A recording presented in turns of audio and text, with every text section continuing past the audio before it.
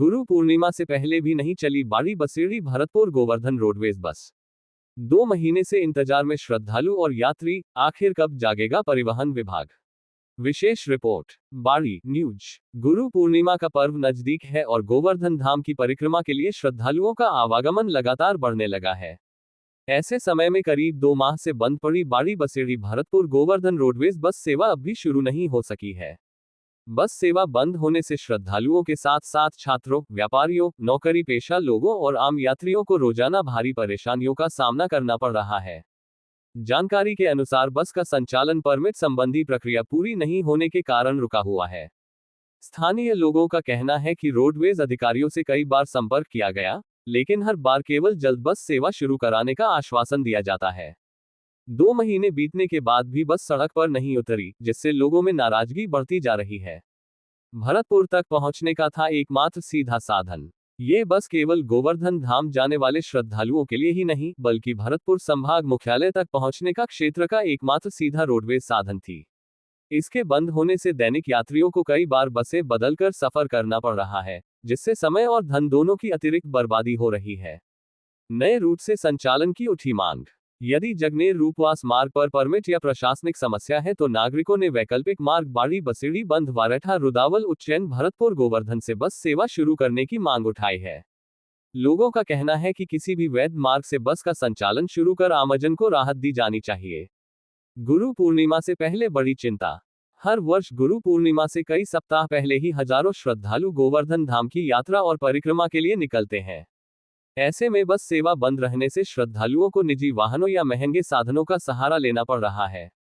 जनता का सवाल। क्षेत्रवासियों का कहना है कि आखिर रोडवेज प्रशासन और परिवहन विभाग कब तक केवल आश्वासन देता रहेगा। गुरु पूर्णिमा सिर पर है, लेकिन अब तक बस सेवा बहाल नहीं हुई। लोगों ने राजस्थान रोडवेज और धौलपुर डिपो प्रशासन से तत्काल बस सेवा पुनः शुरू करने की मांग करते हुए कहा है कि जनता को अब आश्वासन नहीं, सड़क पर बस चाहिए। करौली में आपसी रंजिश ने ली जान, मृतक के परिजनों ने कलेक्टरेट पर किया प्रदर्शन, आरोपियों पर सख्त कार्रवाई की मांग सौंपा ज्ञापन। करौली न्यूज। सदर थाना क्षेत्र के चौरंडापुरा फूले की झोपड़ी इलाके में आपसी रंजिश को लेकर हुए खूनी संघर्ष में घायल एक व्यक्ति की उपचार के दौरान जयपुर में मौत हो गई। मृतक अशोक गुर्जर उम्र 35 साल निवासी फूले की झोपड़ी अपने पीछे पत्नी, एक पुत्र एक पुत्री को छोड़ गए। घटना के बाद परिजन मृतक का शव लेकर जिला कलेक्टरेट पहुंचे और आरोपियों के खिलाफ कड़ी कार्रवाई की मांग को लेकर प्रदर्शन किया। जानकारी के अनुसार 2 पक्षों के बीच हुए विवाद में कुल 5 लोग घायल हुए थे। इनमें से 2 घायलों की हालत गंभीर होने पर उन्हें जयपुर रेफर किया गया था। उपचार के दौरान अशोक गुर्जर ने दम तोड़ दिया, जिसके बाद परिजनों में आक्रोश फैल गया। मृतक के परिजन शव के साथ जिला कलेक्टरेट पहुंचे और दोषियों की तत्काल गिरफ्तारी तथा सख्त कानूनी कार्रवाई की मांग की। प्रदर्शन के दौरान परिजनों ने एडिशनल एसपी महेश चंद को ज्ञापन सौंपकर आरोपियों की गिरफ्तारी की मांग कर धरना समाप्त कर शव का दाह संस्कार के लिए गांव को हुए रवाना। मौके पर पुलिस और प्रशासन के अधिकारी एवं भारी संख्या में पुलिस जाब्ता रहा मौजूद। स्थिति को देखते हुए सुरक्षा व्यवस्था भी कड़ी कर दी गई। घटना की सूचना मिलते ही पुलिस उपाधीक्षक अनुज शुभम सहित सदर थाना पुलिस का जाब्ता मौके पर पहुंचा और परिजनों से समझाइश की।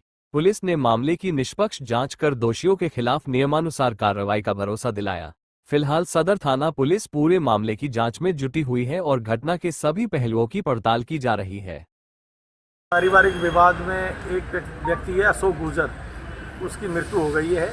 उसमें कुछ लोगों को हमने डिटेन किया, अनुसंधान करके अभी आगे अग्रिम कार्रवाई की जाएगी और उन्होंने ज्ञापन दिया है, वो ज्ञापन ले लिया है और उसको देख के अग्रिम कार्रवाई हम कर रहे हैं। सर, ज्ञापन में क्या मांग की है उन्होंने? मुलजिम गिरफ्तारी की है, सुरक्षा की है और अगर उनका आपराधिक रिकॉर्ड है तो एचएस खोलने की है, वो हम देख के सारा नियमानुसार कार्रवाई करेंगे। हमारा कोई नहीं, हमारा भगवान नहीं कर रही है, कोई बचावे नहीं आएगा। ये काम है हमारे से, हमको तो इंसाफ चाहिए।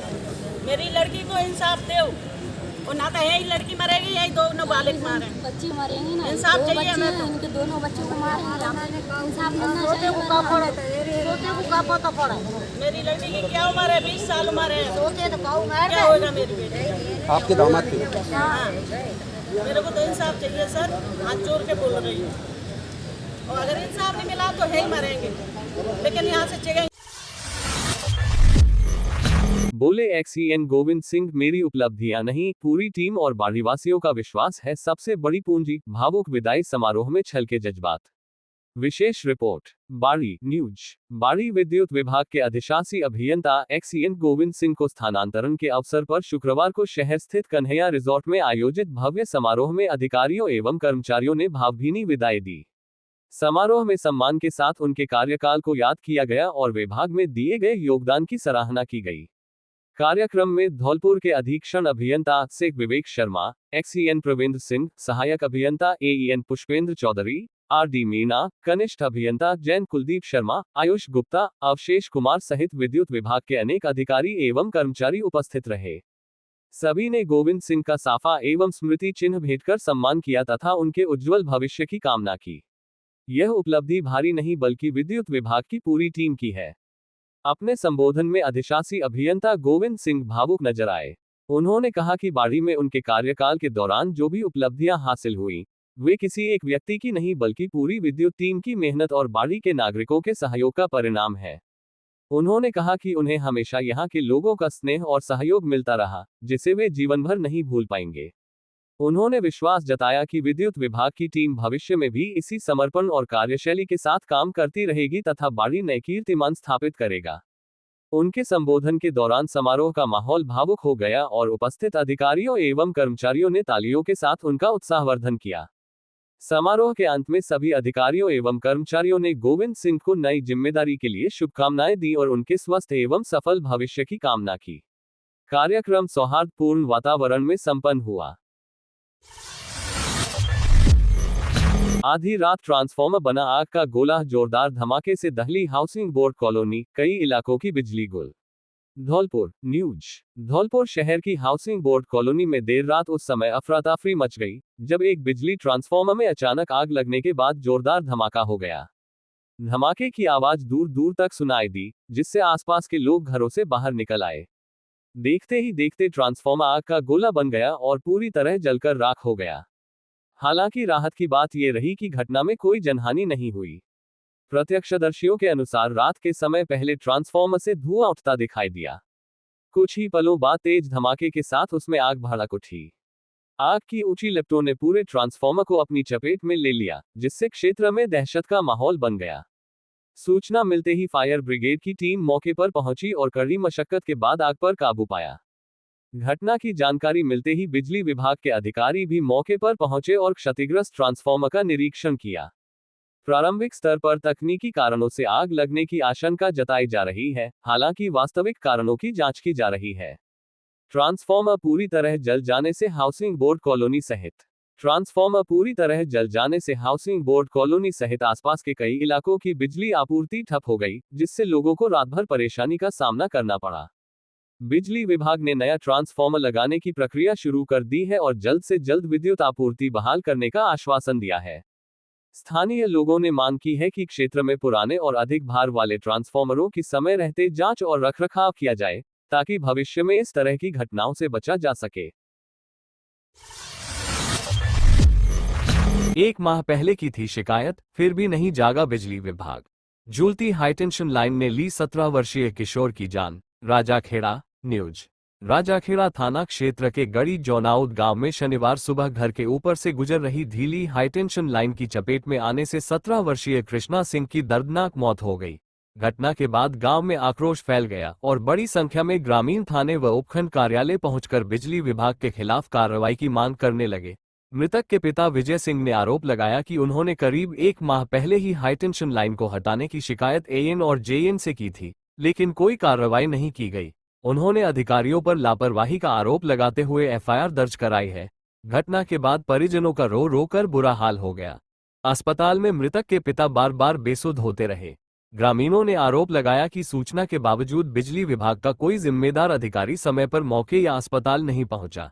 ग्रामीणों का कहना है कि क्षेत्र में झूलती हाईटेंशन लाइनें पहले भी कई जानलेवा हादसों का कारण बन चुकी है। उन्होंने दोषी अधिकारियों पर सख्त कार्रवाई, पीड़ित परिवार को मुआवजा तथा क्षेत्र की सभी खतरनाक बिजली लाइनों को तत्काल दुरुस्त कराने की मांग की है। सड़क सुरक्षा पर मुख्य सचिव सख्त, ब्लैक स्पॉट सुधार, हेल्पलाइन समन्वय और जनजागरूकता बढ़ाने के दिए निर्देश। धौलपुर न्यूज। राजस्थान के मुख्य सचिव वी श्रीनिवास ने शुक्रवार को सड़क सुरक्षा की समीक्षा बैठक में सभी विभागों को समन्वय के साथ कार्य करते हुए सड़क दुर्घटनाओं में कमी लाने के निर्देश दिए। उन्होंने एनएचएआई की हेल्पलाइन 1033, एम्बुलेंस सेवा 108 और पुलिस हेल्पलाइन 112 के बीच बेहतर समन्वय, राष्ट्रीय राजमार्गों के ब्लैक स्पॉट का शीघ्र सुधार, ट्रॉमा सुविधाओं को मजबूत करने तथा हाईवे सुरक्षा की नियमित मॉनिटरिंग पर विशेष जोर दिया। बैठक में बताया गया कि 8 से 28 जुलाई तक परिवहन विभाग के अभियान में 17,850 चालान, 487 वाहन जब्त तथा 22 वाहनों के पंजीकरण प्रमाण पत्र निलंबित किए गए। वहीं 2 से 14 जुलाई के बीच पुलिस ने विभिन्न अनियमितताओं पर 2.71 लाख से अधिक वाहनों के चालान किए। मुख्य सचिव ने सड़क सुरक्षा के लिए व्यापक जन जागरूकता अभियान चलाने, नियमित जिला सड़क सुरक्षा समिति की बैठकें आयोजित करने, हाईवे से अतिक्रमण हटाने तथा संकेतक और गति सीमा बोर्ड मानकों के अनुरूप सुनिश्चित करने के निर्देश दिए। बैठक में धौलपुर जिला collector Shrinidhi B T, police अधीक्षक विकास सांगवान सहित जिले के अधिकारी वीडियो कॉन्फ्रेंसिंग के माध्यम से शामिल हुए। पंच गौरव कार्यक्रम की समीक्षा, जिलों की पहचान को विकास का आधार बनाने पर मुख्य सचिव का जोर। धौलपुर न्यूज। राजस्थान के मुख्य सचिव वी श्रीनिवास ने शुक्रवार को पंच गौरव कार्यक्रम की समीक्षा बैठक में कहा कि प्रत्येक जिले की विशिष्ट पहचान को विकास का आधार बनाकर स्थानीय अर्थव्यवस्था को मजबूत किया जाए। उन्होंने कृषि, पर्यटन, खेल, वन संपदा और स्थानीय उत्पादों के संरक्षण, ब्रांडिंग एवं प्रचार प्रसार पर विशेष जोर देते हुए रोजगार के नए अवसर सृजित करने के निर्देश दिए। मुख्य सचिव ने जिला कलेक्टरों को वर्ष 2024-25 को आधार वर्ष मानते हुए 2026-27, 2029-30 और 2047 तक के मापनीय लक्ष्य निर्धारित करने तथा मुख्यमंत्री भजनलाल शर्मा के विजन के अनुरूप परिणाम आधारित कार्ययोजना तैयार करने के निर्देश दिए। उन्होंने जनभागीदारी बढ़ाने, स्थानीय मेलों में पंच गौरव कार्यक्रम का प्रदर्शन, विभिन्न विभागों के समन्वय तथा एमपीएलएडी, एमएलएलएडीएस, डीएमएफटी और सीएसआर फंड का प्रभावी उपयोग सुनिश्चित करने पर भी बल दिया।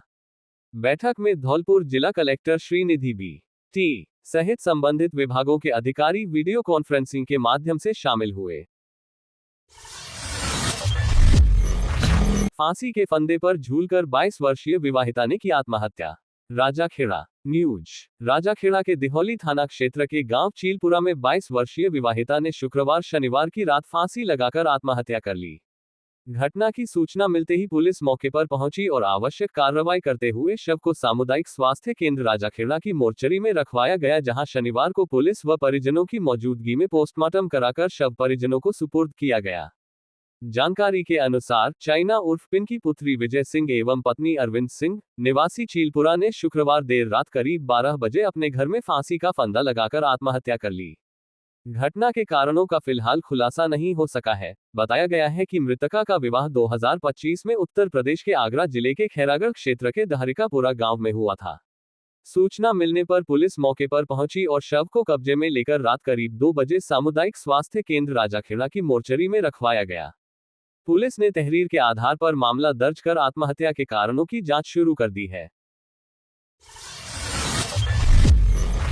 बसेड़ी में 6 फीट की ऊंचाई पर लटक रही बिजली की केबल, हर पल हादसे का खतरा।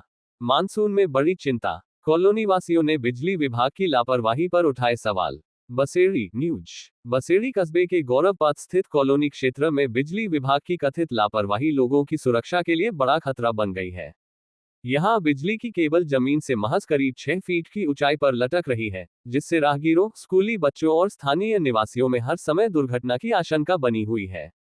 स्थानीय लोगों के अनुसार यह केबल लंबे समय से ढीली होकर नीचे लटक रही है। कई बार राह चलते लोगों का हाथ भी केबल से छू चुका है, जिससे किसी भी समय गंभीर हादसा हो सकता है। कॉलोनी वासियों का कहना है कि उन्होंने कई बार बिजली विभाग के अधिकारियों को इसकी जानकारी देकर केबल को सुरक्षित ऊंचाई पर बांधने और मरम्मत कराने की मांग की, लेकिन अब तक कोई कार्रवाई नहीं की गई। मानसून के मौसम ने लोगों की चिंता और बढ़ा दी है। क्षेत्रवासियों का कहना है कि बारिश के दौरान यदि केबल में करंट प्रवाहित हुआ या कोई तकनीकी खराबी आई तो बड़ा हादसा हो सकता है। इस मार्ग से प्रतिदिन बड़ी संख्या में स्कूली बच्चे, महिलाएं और बुजुर्ग गुजरते हैं। ऐसे में लटकती केबल किसी भी समय जानलेवा साबित हो सकती है। कॉलोनी वासियों ने बिजली विभाग से तत्काल प्रभाव से केबल को सुरक्षित ऊंचाई पर व्यवस्थित करने, आवश्यक मरम्मत कराने और पूरे क्षेत्र की विद्युत लाइन का निरीक्षण करने की मांग की है। लोगों ने चेतावनी दी कि यदि समय रहते समस्या का समाधान नहीं किया गया और कोई दुर्घटना होती है तो इसकी पूरी जिम्मेदारी संबंधित विभाग की होगी। स्थानीय नागरिकों का कहना है कि छोटी सी तकनीकी मरम्मत से टल सकने वाला यह खतरा विभागीय उदासीनता के कारण लगातार बढ़ता जा रहा है। ऐसे में जनहित और सुरक्षा को देखते हुए बिजली विभाग को बिना देरी किए आवश्यक कदम उठाने चाहिए। मुख्य लाइनें था और ये केबल डली हुई है, इससे हादसा होता रहता है। बस चलती है 5-6 फुट ही ऊंचाई है, आज दिन इससे हादसा होता रहता है, टूट जाती है। फिर बार बार कहते हैं हम, फिर भी कोई सुनवाई नहीं हो रही साहब।